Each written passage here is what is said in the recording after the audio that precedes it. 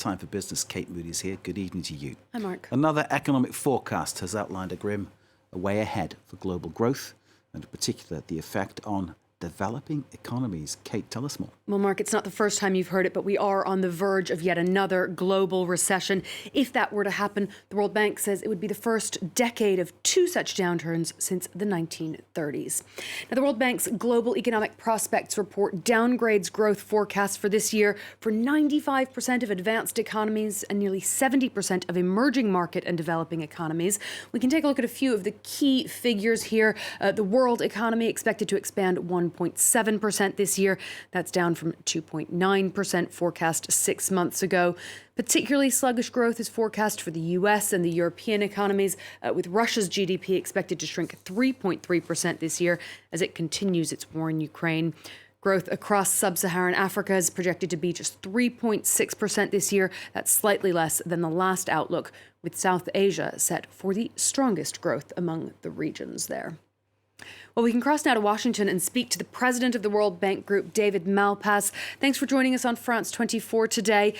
The outlook for the global economy is broadly in line with others that we've seen for the next year or two. I want to focus specifically on what's in store for emerging market and developing economies. Growth forecasts for nearly 70% of them have now been downgraded.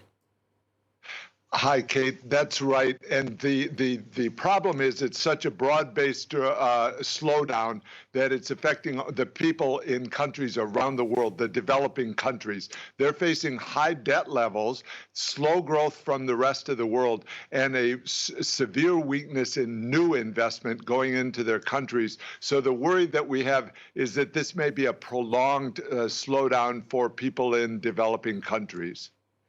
We've been talking a lot recently about the high levels of inflation that are facing the EU and US in particular. How does that cost of living crisis play out in the rest of the world? It's forcing up the interest rates around the world, which has a direct impact on new investment in developing countries. That's one.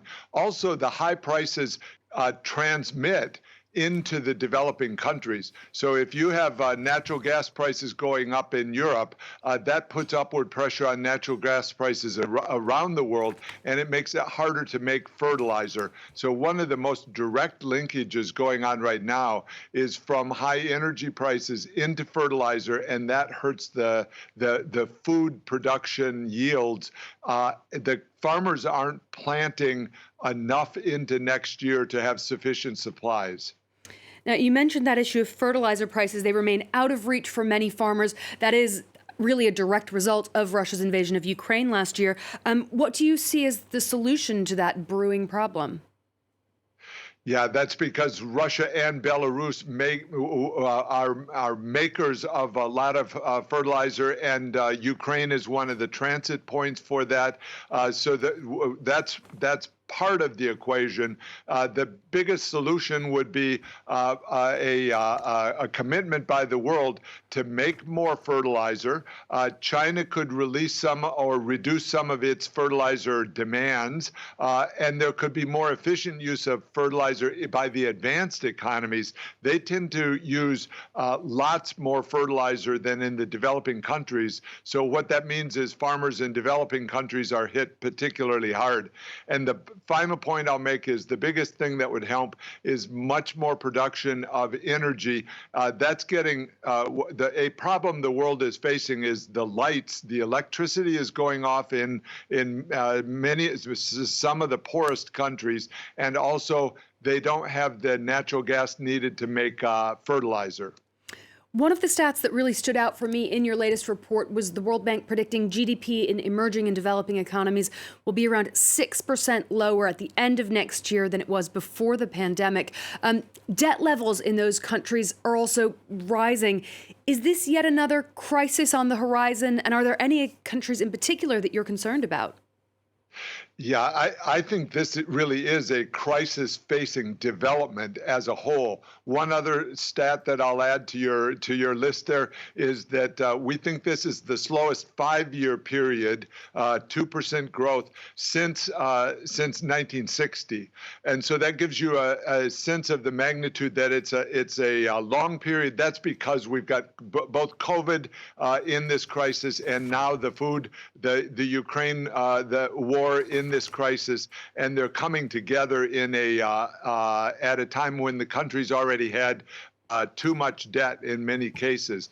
And so these are problems that have to be worked through on a range of solutions. That means more production. That means finding ways to bring people back into the labor force in some of the advanced economies. One of the key things is for the advanced economies to put less of a drain on world capital. You know, the governments of the advanced economies are themselves heavily indebted, and then they're borrowing money to pay on the debt of their own making. And so that challenges the world because there's just not enough capital to go around. It hits the developing countries particularly hard. And during the pandemic, especially towards the beginning, we saw some movement towards debt restructuring for some countries. Are international creditors still willing to engage on this issue?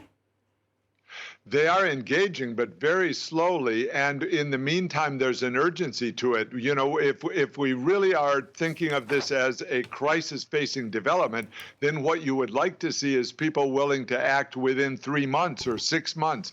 But the common framework for debt restructuring that the G20 laid out has been going on now for 2.5 years with no real debt reduction coming out of it as a result. And so that's not showing the urgency that's needed. I think the countries want the major lender countries, the creditors want to engage, but there's not a process that's time sensitive enough to do it quickly. We're pushing on that, and I would like to see more changes in the system so that, for example, there can be a standstill on debt payments when countries are choosing the common framework, that it brings together both debtors and creditors together early in the process. That's not done currently, and some other changes that we've worked jointly with the IMF on in order to speed up the process. I do want to pivot briefly to one other economy. India, projected to grow at about 6.6% this year, according to your report. That is the fastest pace for a major economy. Why is that? They're having a recovery from COVID, so they got through the COVID crisis earlier than, say, China, which is going through it now. And also, India's been making some structural changes, which is good, and that helps their growth rate go up. And I would also say, you know, they're coming from a lower base than many of the middle income countries. So 6% growth is necessary, absolutely necessary for the people of India in order to reduce poverty. I think also they're making positive changes in the business climate. You know, piece by piece, you can do things to actually make it easier for people to invest. There's lots more work to be done in India. It's our biggest client, and we're trying to work with them as closely as possible on electricity, on lower carbon energy sources, and on clean water. All of those are critical, as well as education. Just briefly before I let you go, your latest economic prospects report does make for fairly grim reading. Are there any bright spots as we head into 2023? Well, I'm sure there will be as the year goes on. Some of them are technology, digitalization, and it's proceeding rapidly in many parts even of the poorest world, and especially in Southeast Asia. As China goes through the COVID unlocking that they're doing now, there is some hope that there will be a strong post-COVID rebound in China, and that could be one of the bright points of the world. If they begin begin to increase both their demand and their supply at the same time, they can meet some of the world's needs for production and for inflation fighting through production.